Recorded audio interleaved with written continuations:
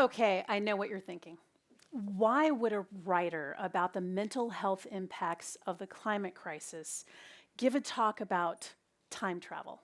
Because the best thing I ever did for my eco-anxiety was to view it as a message from my future self. I'm obsessed with time travel. Maybe it was Michael J. Fox in Back to the Future. I think about it every day. I think about life 50, 100, 200 years from now. I envision a world that's plastic free, with solar punk villages, flying cars, and visits to other galaxies. This Montana mountain range is called the Crazies. The Crazy Mountains were formed 60 million years ago, and this view inspired me to start thinking about deep time, which is the idea of geologic and cosmic time spanning billions of years. We all know children whose lives will reach into the 22nd century, and many of us had grandparents who lived in the 19th century. We are all here because of choices our ancestors made. Our connections bridge hundreds of years, and we should start seeing ourselves as ancestors. According to deep time expert Richard Fisher, our average life on Earth is only 30,000 days. The truth is, we are as much a part of deep time as the Crazy Mountains. And time isn't linear, even if we tell ourselves it is. It certainly isn't in our daily life. Our memories and projections are moving forward and backward. Guess what?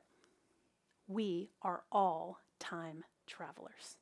So what if our eco-anxiety is a message from our future self? Eco-anxiety, also known as climate anxiety, means a chronic fear of environmental doom. And young people are getting these messages from their future selves daily. A recent survey of Gen Zers found that nearly half say that eco-anxiety interferes with their daily life. Another survey showed that 4 out of 10 do not want to have children of their own because they're worried about climate change.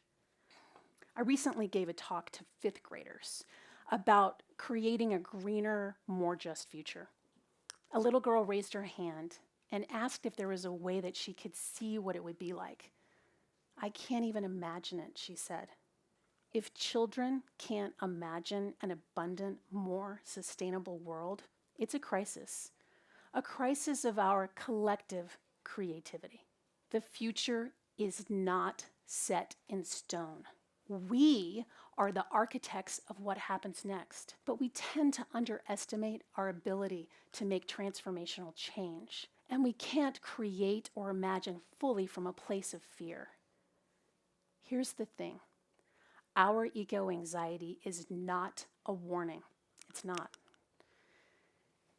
It is a call to action, to tap into our creativity and to embrace long-term thinking. Our future selves are sending us signals and revealing a roadmap on how to make the right choices today to ensure a more vibrant, sustainable tomorrow. Tuning into your future self is easier than it seems.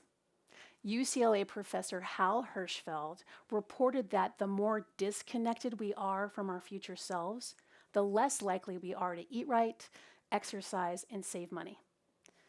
His research showed that people were more likely to save if they saw a realistic aged photo of their future self. So I tried it. I took this selfie and I aged it with a filter.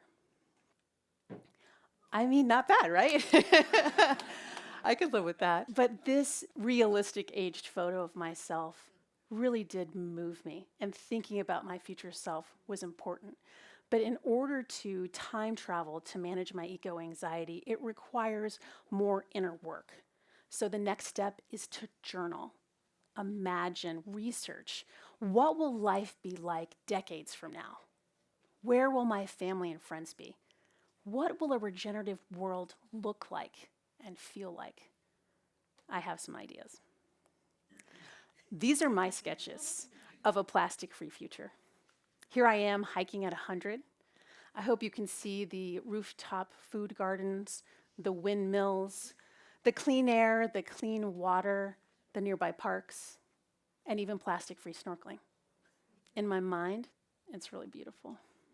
Listening to my future self has helped me shift my focus from today to what's possible. It's inspired me to share new research, ideas, art. It's also helped me focus more on creating and less on consuming. To manage your eco-anxiety, listen to your future self. Activate your creativity. And this time travel practice, it's not just for me or for you. If we all do it, we will change the future. Of course, none of us can actually see into the future. We don't know how long we have. Maybe 30,000 days? We're all just passing through. Most of us will not see the 22nd century, but young people we know and love will. So let's all time travel. Let's create a plastic-free world fueled by renewable energy with renewable materials and maybe even flying cars. Thank you.